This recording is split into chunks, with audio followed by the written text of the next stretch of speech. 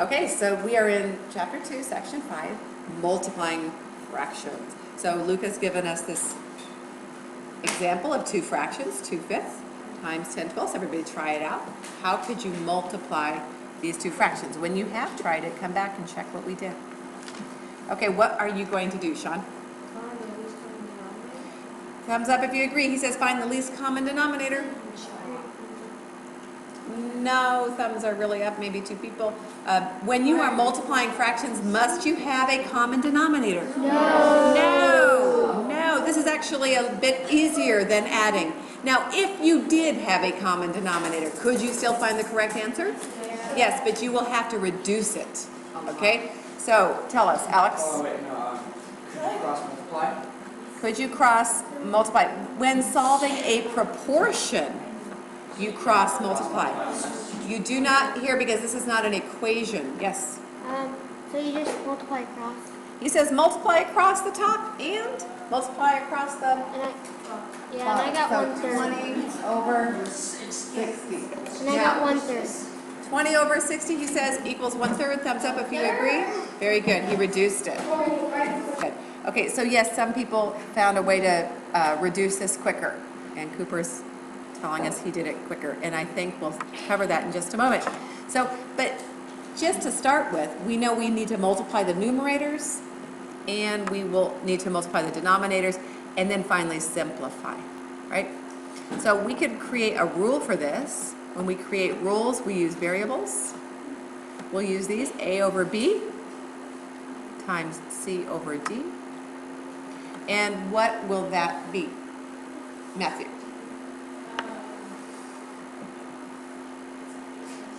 A, just multiply the numerators. A times is A times C, right? There's no other way to say it. And very good, over B times D. Now, who recalls what I said about rules when we're using variables? What must we say about the denominators? These are fractions, so what must we say about the denominators? Mark? The denominator does not equal 0. Good job. It may not equal 0. So that's what this is saying.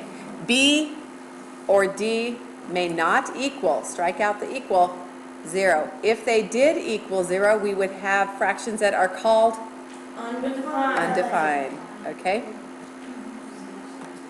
We also will reduce.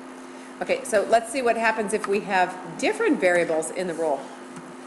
What if I have A over B times B over C? So in this case, now, if we multiply across the top, Cooper, what do we get? Let's see. What I did was I just I'm telling you about this one, though. A times B, Okay, you would get AB over BC. BC. And now what could you do with that? You just cross out the two B's and Because what is B over B? B. B over B, he says, is 1. Those are multiplicative inverses. Everybody say that? Multiplicative inverses. So they become 1. People like to use the word cancel for that, but that means something different with addition and subtraction. So we have to watch out for that word. Okay, so we are showing here how we could actually move the B's. Look at in the denominator. What property did I use here to switch the places of C and B? Somebody else? Sophia? Good. Commutative. Everybody say it? Commutative. And that is because the order of multiplying doesn't change the product. So we moved it, and look at B over B is 1. So there you go. Now in this example, what letters may not equal 0? Do you see that, everyone? B or C. Those are the letters that are in the denominator in this example. Okay? Once we have simplified the fraction, we can simply write it like this. A over C. Number, the first example, A, Michaela, will you come up and show us? And the second example, okay, Kyle. And so if you can reduce by finding common factors, do reduce. And of course, we got negatives. This is a negative year, right? At home, try it and come back and check your work.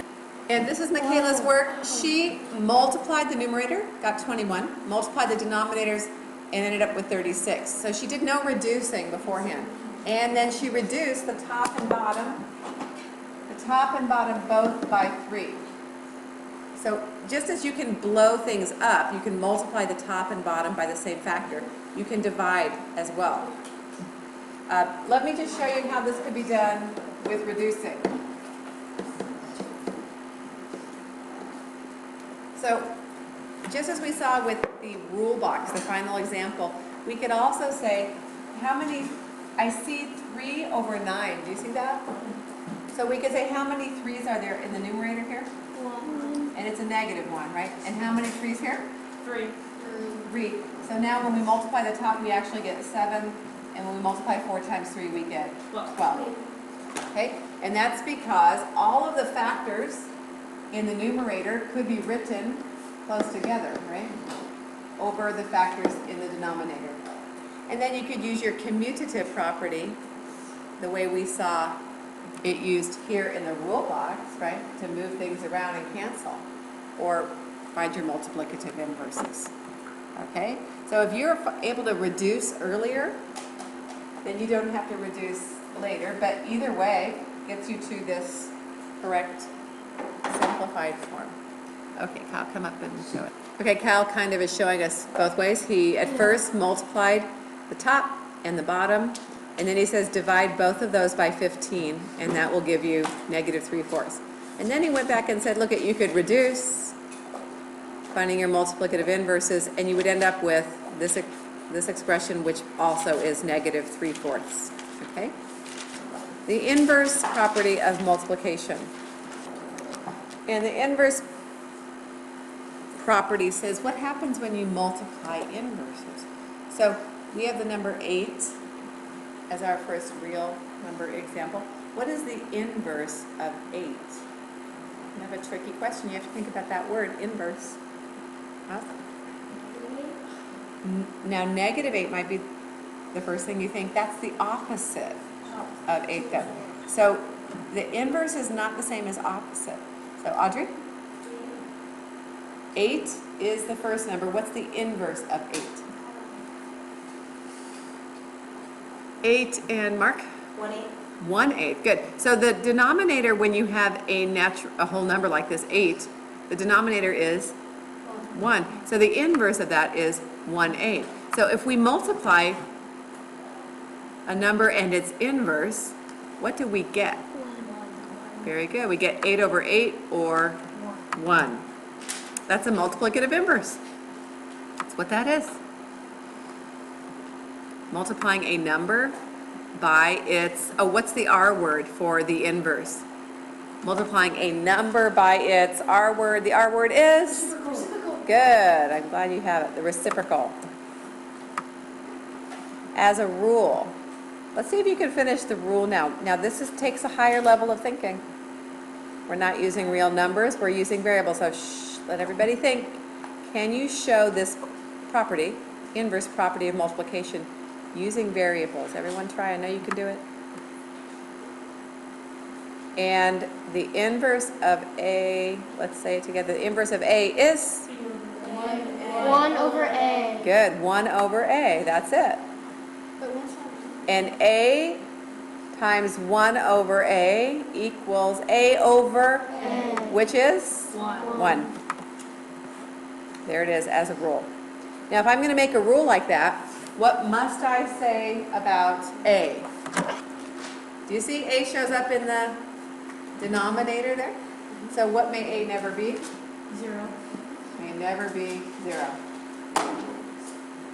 Whenever a variable shows up in the denominator, we've got to include that in our rule. Okay, try a few more. Come back and check your work when you're done. Okay, so here we have, Miles just chose to multiply and then reduce. Here we have something that you could not reduce, so you simply multiply. Here we had multiplicative inverses, and that equals 1. And now here, does anybody see what we have actually here? Michaela? Multiplicative inverses. We have 7 over 1 times 1 over 7, which equals? 1. 1 times 3/5 is? 3/5. Now, Jensen chose to multiply it out to show that, and it shows us 3/5 as well. Okay? Let's try multiplying mixed numbers. Multiplying mixed numbers. Let's take a look at this one example. before we write the steps, there are steps that we need to use. What do we need to do to this in order to multiply these two numbers? And let me ask somebody new. Michael? Change them into improper fractions. Very good. You really need to change these to improper. And we know we have options when adding and subtracting, but with multiplying, we really need to change them to improper. So Michael, what is 5.5 as an improper? 11 over 2 times, and then the next fraction is negative. So put a negative down, and now just change that number. What is it? 1 times 6 plus 5. 11 over 6. Okay, so we have 11 times negative 11. Look at the denominator. Is it possible for 2 to go into 11 evenly? No. Or 6? No. No, so we're just going to multiply. And what is 11 times 11, Michael? 132. Actually, you went too big. 101. There you go, 121 over what is 2 times 6? 12. 12. So there we have our improper answer from multiplying. And so what should we do because it's improper? Change it to a mixed. How many times can 12 go into 121? And do you know, Cooper? Michael, do you know how many times 12 can go to 10? And what's left? Don't forget to bring your negative. 10 and 1, 12. Okay? So before I take the question then, what we do is we change our mixed numbers to improper fractions. We multiply. If you can reduce, do it, right? And then we simplify. So we're going to try this other problem and come back when you have tried. Very good. She changed to improper, she multiplied, and then she reduced, or she simplified. Looks beautiful. I'd like to try. Okay, hasn't been up lately? Okay, Emma and Matthew. And come back when you're ready. Check. And that is correct. In the future, though, as you're simplifying, bring your expressions straight underneath, and each step will show us how you're simplifying. So 7/4 could be underneath here, and 1 3/4. Excellent. Good job. There you go. Also,